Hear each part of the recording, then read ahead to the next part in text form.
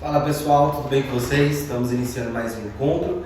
A aula de hoje nós vamos falar sobre ética, né? Nós vamos fazer as 8 questões de ética da prova 42. Nós estamos aqui com a prova tipo 3 amarela.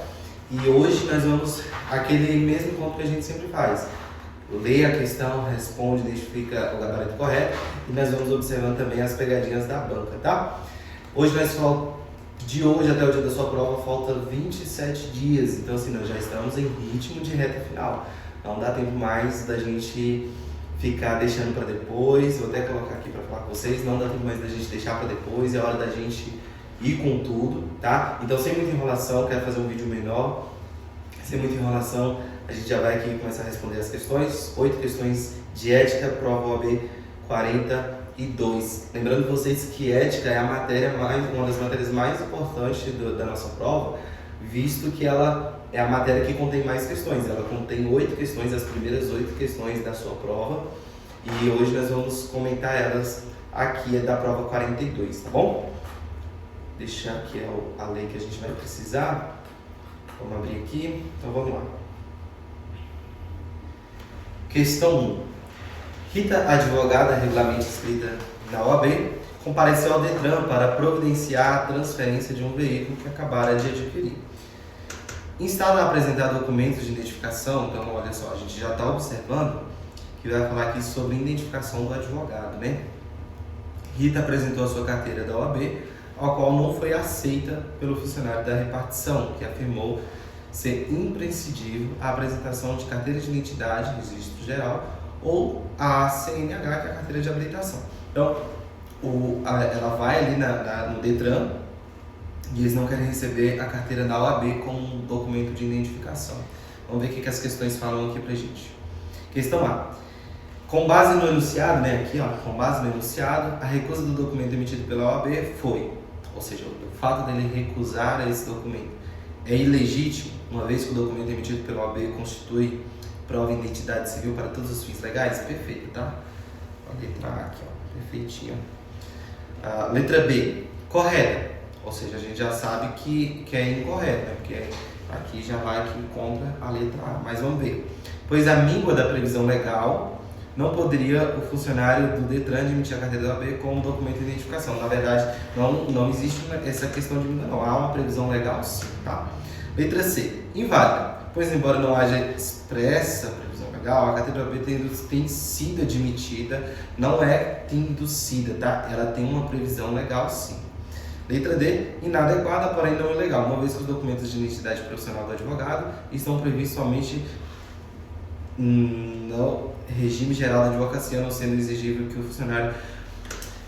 O Estatuto da OAB é lei federal, tá? Então, se ela é lei federal, os dispositivos ali, ela tem força de lei. Então, letra D também, errado, letra A na nossa questão número 1.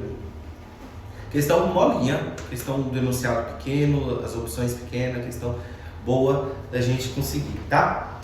Vamos lá, número 2. Roberto Gil, professor de Direito Administrativo da Universidade do Estado do Alfa, é casado com Maria Amélia, servidora do Ministério da Saúde há 35 anos. Então aqui ó, você já está observando o seguinte, ele é servidor público.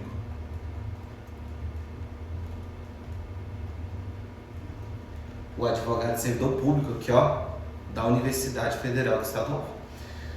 Maria Amélia contou ao seu esposo que há várias colegas do Ministério da Saúde estão ajuizando ações contra a União em que postulam o recebimento de gratificações das atividades de combate ao controle de endemias. E indagou a Roberto, que é professor e advogado, se poderia assumir o patrocínio dessas causas como advogado, com base no narrado sobre a incompatibilidade, olha o enunciado já falando pra gente o que vai cobrar, incompatibilidade, e impedimentos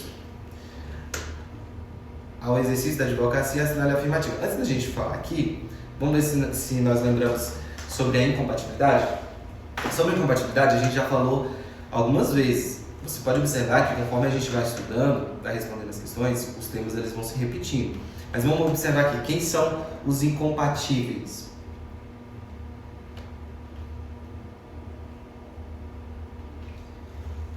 Vamos falar assim, carreiras, né? Incompatíveis. Bom, vai lá, chefe do executivo, Quem é o chefe do executivo? Presidente, prefeito e governador, né? Presidente, governador e prefeito. Aí nós vamos ter aqui segurança pública a título de polícia, tá? Aí nós vamos ter aqui mesa legislativa. Quando eu falo mesa legislativa, eu não estou dizendo que é todo deputado estadual ou federal. Eu estou dizendo o presidente do Senado ou o presidente da Câmara dos Deputados, tá? E também, a nível municipal, o presidente da Câmara, tá? Além disso aqui, nós vamos ter ainda... Aqui, nós vamos ter ainda o pessoal do serviço do judiciário. Judiciário ou tribunais. Esses são incompatíveis, tá? Esses são incompatíveis. Quem são os impedidos? Aí os impedidos nós vamos ter já um grau de dificuldade para exercer a profissão bem menor. Por exemplo, o advogado que ele está em sanção, né, em suspensão, ele está impedido de exercer a advocacia por um período. O advogado que ele trabalha que é o que nós estamos vendo aqui o caso, né, que é servidor público, ele é impedido de exercer a atividade de advogado, mas somente contra a fazenda que o remunera. Que aí, eu lembro que na última aula que a gente comentou sobre esse assunto, eu falei, olha, a pessoa trabalha na recepção de um órgão público, né, de uma repartição pública. Ele não pode advogar contra a fazenda pública que o remunera. Por exemplo, eu trabalho aqui em Águas Lindas na repartição pública da Secretaria de Meio Ambiente, por exemplo. Eu não posso advogar nada contra o município de Águas Lindas. Esse é o meu impedimento. Aí entra um pontinho. Os professores podem. Então, o professor universitário jurídico, ele pode advogar contra a fazenda pública que remunera ele. Então, o que está acontecendo no nosso enunciado? Antes até da gente ler as opções. Ele é um professor, servidor público do Estado Alfa, e a esposa dele está perguntando se ele pode ajuizar para as colegas contra a fazenda pública que remunera ele. Em regra, não pode, mas pelo fato dele ser professor, aí ele pode, beleza? Então vamos lá para as nossas questões. Letra A. O exercício da advocacia é incompatível com a de professor de Universidade Federal, não sendo possível Roberto atue no patrocínio de qualquer causa como advogado no Poder Judiciário. Aí vamos aqui nos incompatíveis, ó. Executivo, polícia, mesa legislativa, judiciário ou tribunal. Não fala nada sobre professor, então letra A errada. Letra B.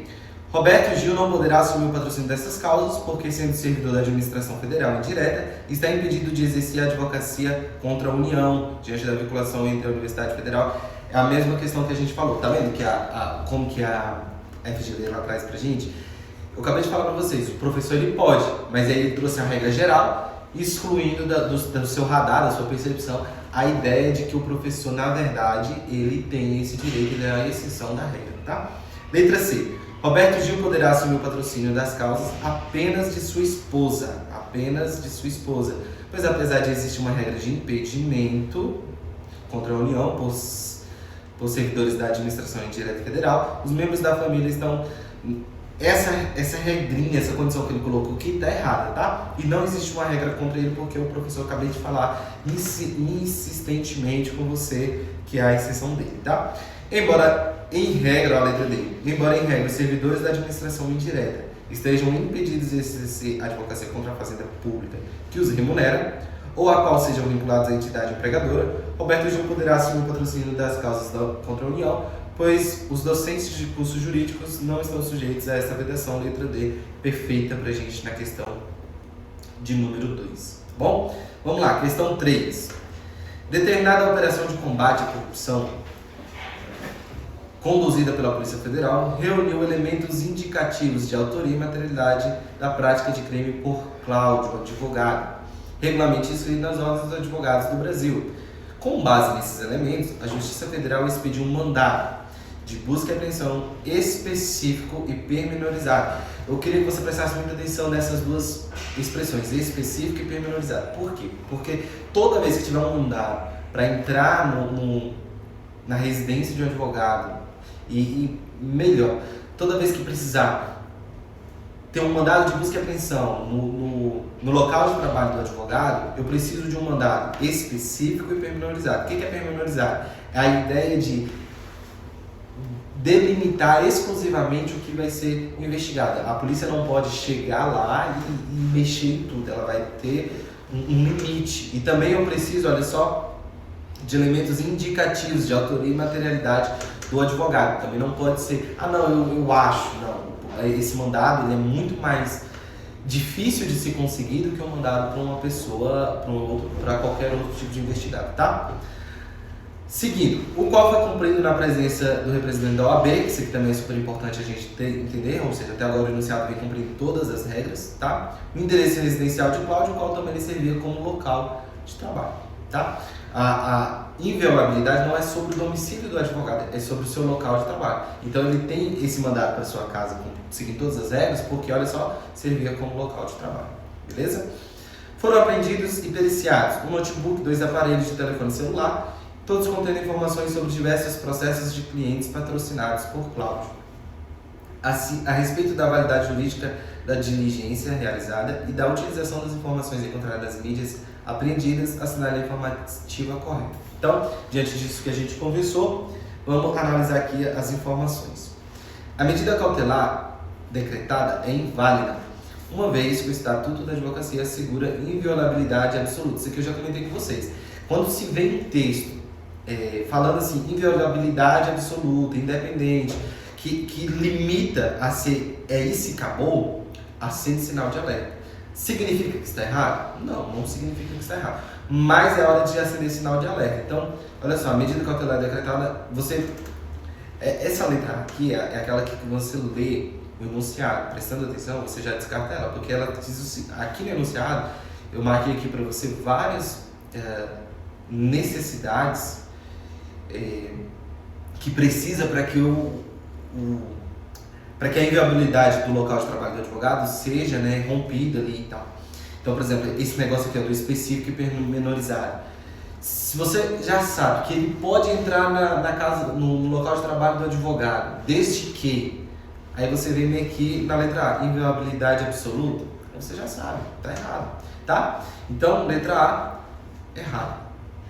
Letra B, a medida cautelar decretada é válida, porque não foi cumprida no escritório de Cláudio, mas na sua residência, porém, as informações encontradas sobre os clientes de Cláudio estão protegidas de modo insuperável e, portanto, não podem ser utilizadas. 2 erros na letra B. Primeiro, nada a ver sobre esse aqui, porque não foi cumprido no seu escritório. Na verdade, ele tem que ser cumprido no seu escritório, no seu local de trabalho. Se ele tem um local de trabalho em casa e no escritório, então ambos, tá? Mas assim, é no seu local de trabalho. E segunda coisa, de modo insuperável? Como assim? É protegido as informações que ele tem de modo que nunca vai se ter a informação? Aí a gente precisa entender, não é porque o meu cliente está envolvido com um crime que eu, como advogado, tenho que dar essas informações. É se eu, enquanto advogado, estiver sendo investigado junto com esse cliente. Aí essas informações vão valer, tá? E não podem ser utilizadas. Letra C. A medida cautelar decretada é inválida, tendo em vista a inviolabilidade do escritório ou local de trabalho do advogado, mas as informações encontradas sobre os clientes de Cláudio podem ser utilizadas caso esses clientes também configurem. Tá vendo que aqui tá perfeito, ó. Encontrados clientes de Cláudio podem ser utilizados desde que configurem. Perfeito essa parte aqui, mas aqui em cima tá errado, porque ela é válida, tá? Ela é válida. Então, se ela é válida, aí nós perdemos a letra C também. E aí nos sobra a letra D. Vamos avaliar ela. A medida cautelar decretada é válida e as informações encontradas sobre os clientes de Cláudio poderão ser utilizadas se esses clientes forem formalmente investigados como partícipes ou coautores pela prática do mesmo crime que deu causa à decretação imediata. Então, presta atenção, para a gente não se confundir aqui na questão 3, letra B. As informações encontradas dos clientes do advogado, elas serão válidas, elas serão usadas no processo, elas poderão ser utilizadas desde que o mesmo crime que está sendo investigado, esses clientes sejam partes ou coautores. Por exemplo, está investigando Marcelo advogado pelo crime de lavagem de dinheiro.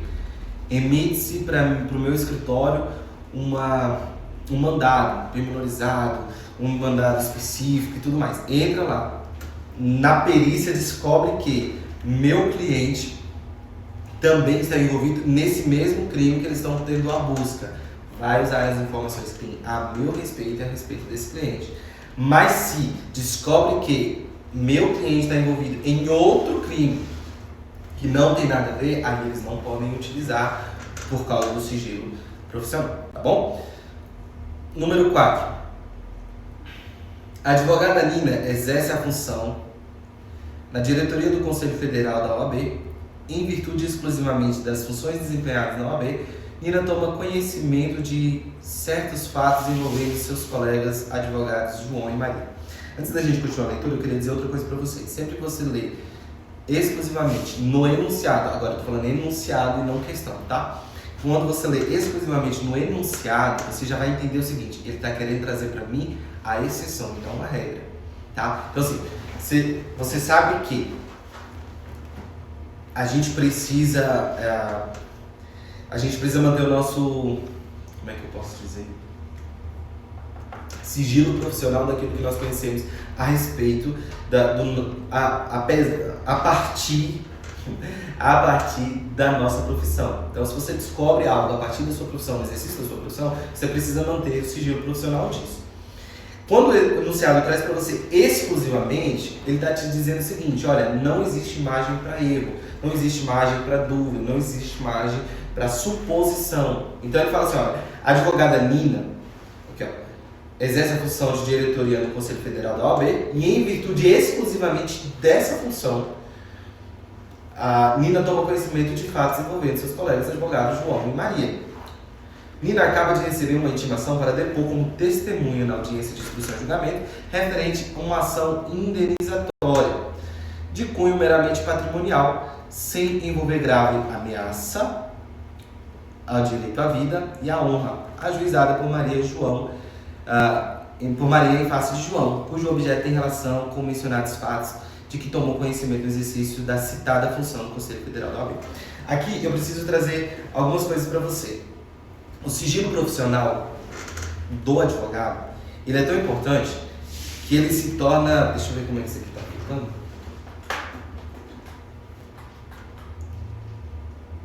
Dá pra gente escrever aqui. O sigilo profissional do advogado, ele é tão importante que ele chega a ser crime.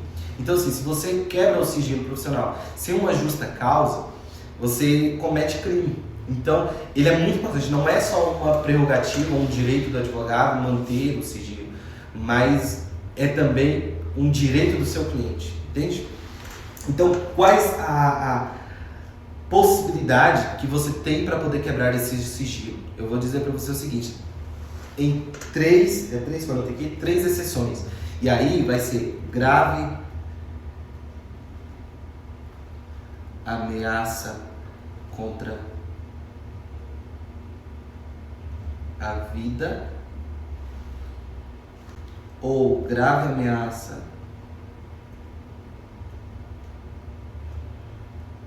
contra a honra ou em defesa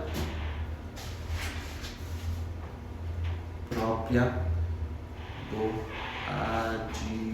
advogado. Então, quando que você pode quebrar esse sigilo profissional? Grave ameaça contra a vida, e aí pode ser seu ou de terceiro.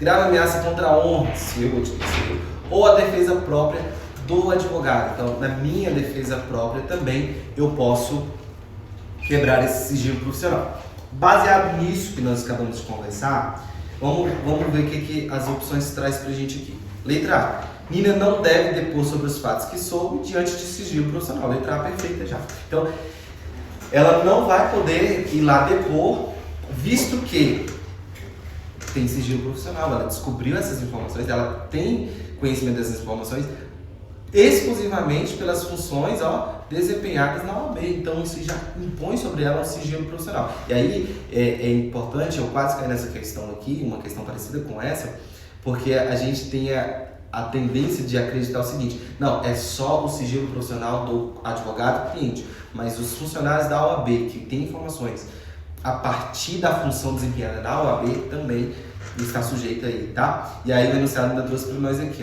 grave ameaça, olha só, de cunho meramente patrimonial sem envolver o que, grave ameaça ou direito à honra. E aí ele nem citou lá mais a defesa do próprio advogado, mas seria isso aí, tá? Letra B. Nina não poderá alegar sigilo em razão da natureza de funções exercidas. Olha só, se a gente tirasse o não aqui, ficaria perfeito. Nina poderá, na verdade não é nem poderá, né? Seria Nina deverá alegar sigilo profissional, né? Vai lá, letra C. Nina deverá relatar os fatos sobre os quais tomou conhecimento, pois se trata de ação indenizatória. E ainda trouxe aqui, uma exceção que não existe, né? Se trata de a única forma da gente quebrar o sigilo profissional seria isso aqui. E ainda mais digo para vocês, se o seu cliente está num processo e tudo mais, e ele fala assim: doutor, depõe lá para mim, fala algo que o senhor sabe para mim, o advogado não é obrigado a depor, tá? Então assim, você tem o direito, você tem a obrigação de não quebrar esse sigilo e em seguida você tem o direito de não depor sobre as informações que você tomou ciência por ser advogado, tá? Letra D. Nina tem o dever legal de permanecer em silêncio sobre os fatos indagados, salvo em circunstâncias excepcionais. Perfeito até aqui, salvo em circunstâncias excepcionais. Tais como defesa judicial e familiares e amigos íntimos. Não, tais como esses aqui que a gente já tinha comentado com você, tá bom? Eu acho que eu tô ficando na frente do que eu tô escrevendo, né? Então vamos lá. Questão 5. O advogado Antônio Carlos ajuizou em favor de sua cliente Celina lide manifestamente temerária. A gente também já conversou sobre isso. Você vai observando que conforme a gente vai estudando, respondendo as questões, a gente vai revisando o conteúdo, né? Vai revendo aquilo que a gente já comentou. Então vamos lá. O advogado Antônio Carlos ajuizou em favor de sua cliente Celina lide manifestamente temerária em face de João. Vamos tentar lembrar aqui o que é lide temerária. É lide que você quer lesar, prejudicar a outra parte. E aí eu poderia dizer que agir de má fé. Você não quer defender o direito, você quer prejudicar a outra parte, tá? A esse respeito, à luz do Estatuto da Advocacia e da OAB, assinale a afirmativa correta. Letra A. A responsabilidade de Antônio Carlos e Celina será solidária, independentemente do intuito de lesar João para a parte contrária. Aí eu quero dizer o seguinte: é solidária, mas tem que haver a coligação, tem que provar que eles se juntaram para lesar ou prejudicar, agindo de má fé, a parte contrária. Senão, não tem lide temerária. E se provar que ela agiu assim, ela responde por lide temerária. Se provar que eles se coligaram para isso, os dois respondem por lide temerária. Então, letra A, errado. Letra B. Não há responsabilidade solidária entre Celina e Antônio Carlos, se comprovado que não estavam coligados. Me perdi aqui no leitor, nos seus intuitos. Olha só, não há responsabilidade solidária entre Celina e Antônio, se comprovados que não estavam coligados nos seus intuitos. Letra B, perfeita. Que é o que eu acabei de falar para vocês. Se não comprovar que eles estão coligados, que eles têm a ideia, que eles têm o pensamento de lesar, prejudicar, agindo de má fé, não há responsabilidade solidária. Aí vamos responsabilizar quem está agindo de má fé, né? Quem está fazendo isso. Se não conseguir provar nenhum dos dois, então segue igual, segue, como diz o outro, né? Segue o jogo. Letra C. Celina poderá ser responsabilizada se comprovada a violação do cuidado ao constar como parte autor. Nada a ver, letra C, que ela veio só para bagunçar a sua cabeça, nada a ver. E a letra D. Caso comprovado que Celina não sabia do conteúdo temerário da lide, Antônio Carlos não poderá ser civilmente responsável de forma isolada, porque a responsabilidade do advogado exige participação. Nada a ver, é o que eu acabei de falar para você. Cada um responde na sua participação. Então, se há uma coligação, os dois respondem. Se não há uma coligação, ninguém responde. Se um sozinho fez, esse sozinho responde. Então, nós ficamos com a letra B na número 5 e vamos para a questão 6. A sociedade empresária Alfa contratou o advogado João Carlos para propor ação de repetição de indébito tributário contra a Fazenda Nacional. Foi outorgado mandato específico para a referida demanda e celebrado o respectivo contrato de honorários.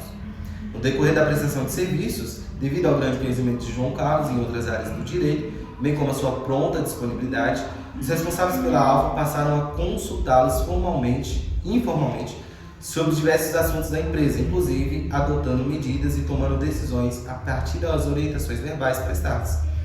6 meses após o início dessas consultas, a empresa Alfa e João Carlos formalizaram outro contrato de honorários advocatícios com efeitos prospectivos, desta feita para a prestação de atividades consultiva em curso. Acerca da atuação profissional de João Carlos durante o período anterior à formalização do contrato de honorários, assinale a alternativa correta. O que a questão 6 está trazendo para a gente? O advogado foi contratado, o advogado João Carlos foi contratado para uma situação específica, né? Que foi aqui, repetição de débito tributário. Teve um mandato específico para isso, um contrato de honorários específico para isso, o mandato a gente já comentou sobre isso, que é a procuração, tá? Mas, dado pela sua boa comunicação com a empresa, né, sempre respondendo, sempre aconselhando, tendo muito conhecimento, a empresa decidiu contratar ele mais agora como consultor jurídico, né? E aí a pergunta é, esse período que ele respondia questões, como que fica? Vamos lá para a letra A. Deixa eu fechar aqui. Não há como reconhecer atividades prestadas por João Carlos no período anterior à formalização do contrato de honorários, pois a atuação do advogado, salvo situações urgentes, exige prova de mandato. A pergunta para você, sem muita informação aqui, é: preciso de mandato, procuração, para dar consultoria? Levando em consideração que a consultoria é conselho, é tirar dúvida, ajudar ali a empresa a tomar as decisões e direção a respeito do que fazer. Preciso de uma procuração para isso. Levando em consideração que a procuração ela serve para postular, ela serve para, dependendo da procuração, para formular um acordo, confessar e etc. Preciso de uma procuração para isso? Você vai saber que não. Se eu não preciso, letra A, errado. Vamos lá para a letra B. A outorga de mandato para as atividades de consultoria jurídica é prescindível, porém a falta de formalização dos serviços prestados por meio de contratos de honorários torna o período anterior insuscetível de reconhecimento. Cara, isso aqui também é um conteúdo que a gente já comentou, a gente já falou sobre ele. O contrato de prestação de serviço de consultoria, ele precisa ser escrito? Eu já te mostrei que não. Ele pode ser expresso, ele pode ser verbal. Aconselhável que seja por escrito, né? Escrito ou verbal. Aconselhável que seja por escrito. Por quê? Porque nessa situação aqui é complicado, né? Que ele consiga provar que ele prestava serviço de consultoria, que ele consiga provar que ele fez todo esse serviço, executar e receber. Mas não pode, que é o que a questão B está dizendo, não pode. Claro que pode, tá? Então, assim, claro que pode.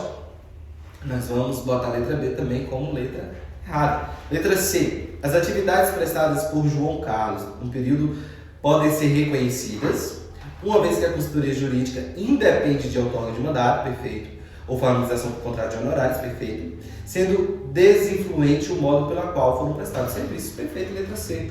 Então, assim, pode ser escrito, pode ser verbal. Não preciso de mandato e pode, pela qual foram prestados serviços também. Então, letra C perfeita. Vamos analisar a letra D aqui rapidinho. O não reconhecimento das atividades prestadas por João Carlos no período anterior à formalização do contrato de honorários decorre do fato que a atuação se deu de forma verbal. Ou seja, não vai reconhecer porque foi dado de forma verbal? Está errado isso aí. tal modo que se a atuação tivesse se dado por escrito, as atividades prestadas poderiam ser reconhecidas. Errado aqui também, tá? Ela vai ser reconhecida, mas ele vai ter um grau de dificuldade maior para reconhecer isso, né? Reconhecer essa prestação de serviço, visto que não tem um contrato. Mas isso não impede, ele vai ter ali uma dificuldade de provar, seja por outros meios, mas o importante é dizer para vocês, o contrato não, como é que eu posso dizer? A falta do contrato não exclui a responsabilidade do cliente, beleza? Número 7. Roberto Silva, advogado e sócio fundador da sociedade, advogado Silva e Souza Advogados Associados, foi eleito para o cargo de prefeito do Ômega. Embora feliz e motivado com o mandato que lhe foi confiado pela população, Roberto Silva não gostaria de se retirar da sociedade de advogados por ele fundar. Aí eu pergunto, por que ele vai se retirar da sociedade por ele fundada? Agora ele é advogado e ele foi eleito prefeito. Por quê? Vou te dar 5 segundos. 5, 4, 3, 2, 1. Se você disser para mim, Marcelo, porque o prefeito é incompatível com a advocacia, aí eu vou dizer assim, cara, você está pegando. Por quê? Porque ele é chefe do executivo, a gente falou aqui, ó, chefe do executivo. Então, se ele é chefe do executivo, logo ele é incompatível, entendeu? Eu não sei se a questão vai falar sobre isso, mas nessa parte denunciada já pega, entendeu? Então, assim, se ele é incompatível, ele não pode exercer a advocacia, ou ele é prefeito ou ele é advogado, tá? Considerando o Estatuto da Advocacia da OAB, assinar a afirmativa que descreve corretamente a situação societária eventual atuação de Roberto Silva como advogado após assumir o cargo de prefeito. Então nós já sabemos que ele não pode advogar, né? Mas vamos ver o que aqui nos diz na letra A. É impositiva a exclusão de Roberto Silva da sociedade de advogados. Aqui, pelo que eu estou vendo, eles vão cobrar aqui da sociedade. Eu vou dizer o seguinte para vocês, ele é incompatível temporariamente. Por quê? Porque ele é chefe do executivo por 4 anos. Depois desses 4 anos, se ele for reeleito, mais 4. Mas se ele não for reeleito, ele não tem mais a incompatibilidade. Então ele pode voltar a ser advogado. Então dentro dessa sociedade que ele tem, de prefeito, mas ele tem uma sociedade, dentro dessa sociedade, ele não vai ter uma exclusão impositiva aqui pelo Estatuto da OAB, tá? Então, letra A vai estar errada por isso. Ele não vai ser excluído simplesmente por causa disso. Ele não pode exercer a advocacia, mas ele pode permanecer dentro da sociedade, tá? Letra B de bola. O exercício do mandato de prefeito de Ômega impede apenas que Roberto Silva advogue contra a fazenda pública. Impede apenas a fazenda pública que o remunere. No caso, o município Ômega, e não havendo impedimento, né? Óbvio, sim, impedimento é a mesma coisa, para que continue integrando a sociedade de advogados atuando em causas diversas. A letra B é aquela letra que você confunde. Por quê? Porque ela está trazendo para você a informação perfeita de quem está impedido, né? Lembra lá quando a gente comentou aqui, ó, na questão 2, que a gente falou do professor? E aí eu falei para vocês que quando você é um servidor público, você vai exercer a advocacia independente, mas você não pode exercer a advocacia contra a fazenda que te remunera, a não ser que você seja professor. E aí, a letra B aqui traz pra gente exatamente isso, olha, ele vai ser impedido de exercer a advocacia somente contra o município. Mas aí o que é? Nós estamos diante, não é de um impedimento, nós estamos diante de uma incompatibilidade. Vou repetir, não estamos diante de um impedimento, estamos diante de uma incompatibilidade. Eu vou até ficar na câmera aqui com você, porque eu preciso que você pegue isso aqui para você não confundir. Impedimento, quem está temporariamente impedido de exercer a advocacia. Exemplo, o advogado que teve uma sanção, o advogado que... Uma sanção não, uma suspensão, ele está impedido.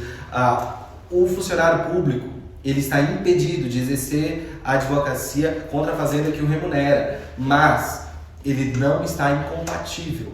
Quem são os incompatíveis? A gente já comentou, é o chefe do executivo, a mesa legislativa, policiais independentes de patente, polícia civil, polícia militar, polícia federal, polícia rodoviária federal. Não pode. A mesa legislativa, a polícia, os tribunais e o judiciário. Também não pode. Esses são incompatíveis. Aí, o que a FGV complicou para nossa vida aqui? Ela vem trazer o seguinte, ela vem trazer para a gente a ideia de impedimento período, por causa que ele vai ficar impedido por 4 anos, que é o mandato eleitoral, né? O mandato eletivo dele de 4 anos. Mas ele vai ficar impedido. Então a letra B vai estar errada. Pelo amor de Deus, não cai nessa questão e depois vem dizer assim, o Marcelo foi que falou isso lá, beleza? Guarde isso na sua memória. Isso aqui, ó, vou fazer igual a professora que eu assistia. Prova, prova, prova. Isso tem cara de prova, viu? Na verdade, isso aqui tudo que nós estamos lendo é sempre prova, né? Essa é a prova 42. Letra C. O exercício do mandato de prefeito de Ômega é incompatível com a advocacia. Perfeito até aqui. Mas você só não exclui Roberto Silva da Sociedade de Advocacia Associados, a qual até aqui também correto. Então, assim, se a letra C fosse esse que eu grifei, estaria perfeito, tá? Então, vamos lá. O exercício do mandato de prefeito de Ômega é incompatível com a advocacia. Perfeito. Mas, por si só, não exclui Roberto Silva da Sociedade de Advogados Silva e Souza Advogados Associados. Perfeito também. Aí continua, o qual poderá continuar explorando o nome e a imagem do seu fundador em benefício da sociedade. Aí está errado. Aí nós estamos com ele. Por quê? Eu estou num mandado, né? Eu estou de uma forma incompatível, mas eu posso permanecer na sociedade. Porém, essa incompatibilidade me tira agora o direito de permanecer no nome da sociedade e usarem a minha imagem, tá? Onde que fala isso, Marcelo? Vamos lá na lei? Artigo, deixa eu abrir aqui.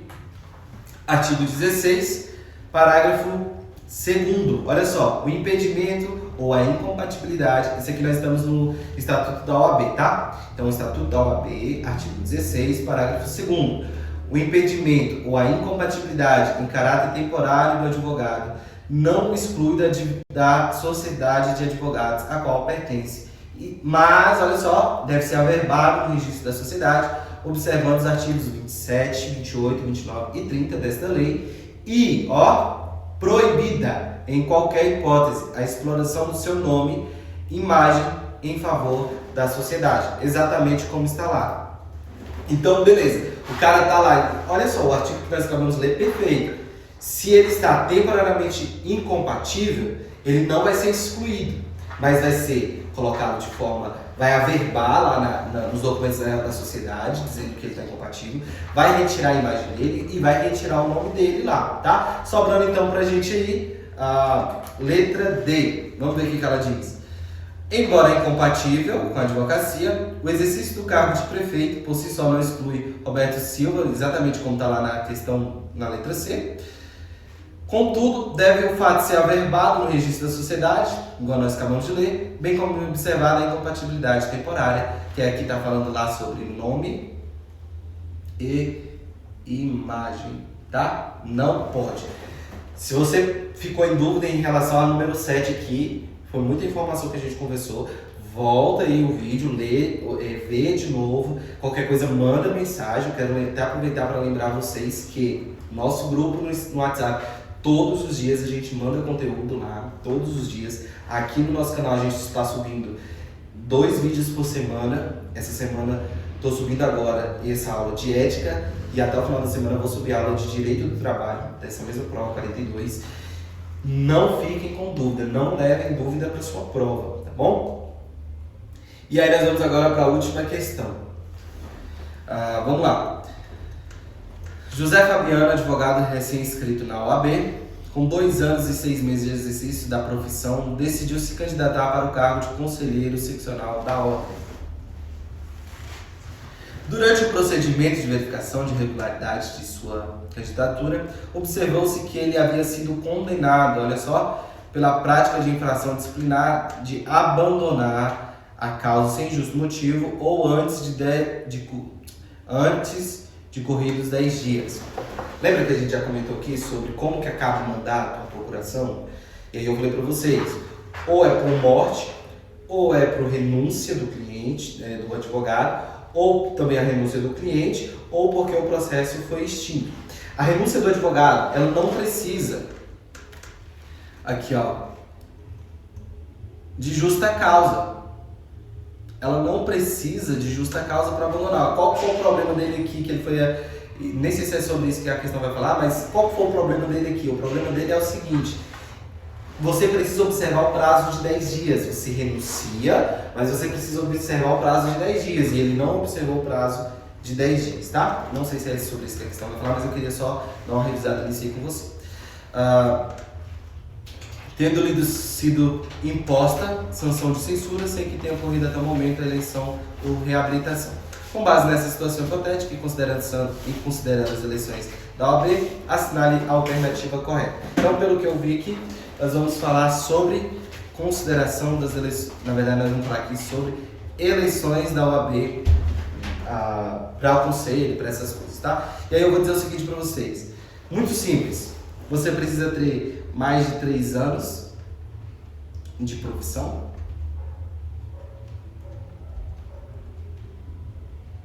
E não ter, né, condenação. No caso dele, ele tem condenação, então nós vamos ter que ter aqui uma Deixa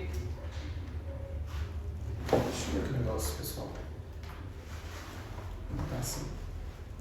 Mais de 3 anos de profissão, e vai precisar ter também a reabilitação, tá? Porque ele foi condenado, né? Então, mais de 3 anos de profissão, e a reabilitação para ele poder fazer parte das eleições aqui, tá? Então vamos ver o que as opções diz pra gente.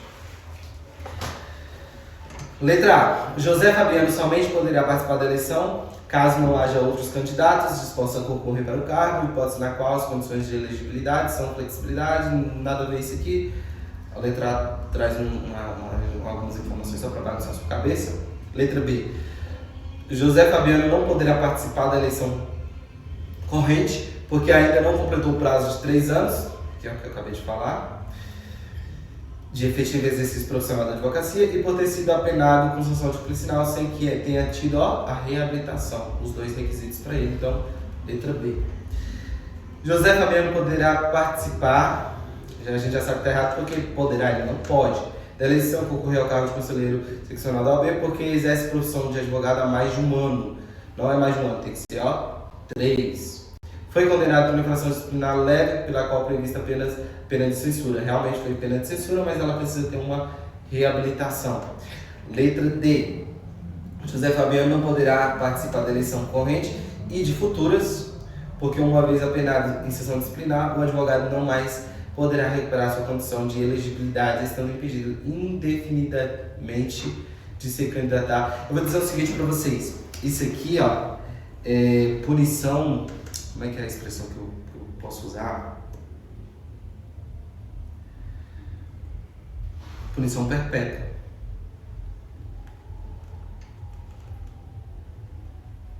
Como assim, Marcelo? Punição perpétua?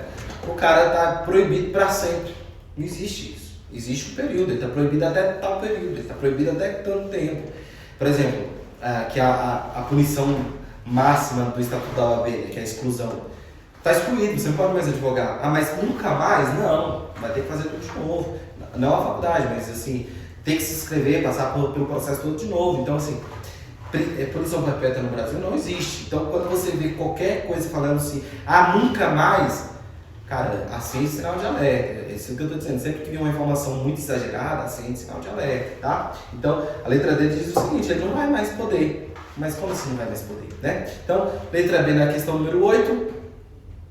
E aí, assim, a gente termina o nosso encontro de hoje, falando sobre a matéria de ética. Volto a repetir para você, é uma matéria essencialmente importante para a nossa prova. Nosso projeto é preparar você para todas as matérias, inclusive nós estamos fazendo questões de todas as matérias, revisão de todas as matérias, mas eu trouxe para as nossas aulas somente as matérias mais importantes que no meu ponto de vista não dá pra gente falar muita coisa por muito tempo, então eu trouxe pra cá pra nós começarmos a ética, que são 8 questões, e direito do trabalho mais 10 questões, totalizando aí 18 questões que você precisa gabaritar, tá? Se você fizer essa prova daqui 27 dias e não gabaritar essas 2 matérias, nós vamos ter um problema, tá bom? Então, aqui a gente termina e até a próxima, se Deus quiser.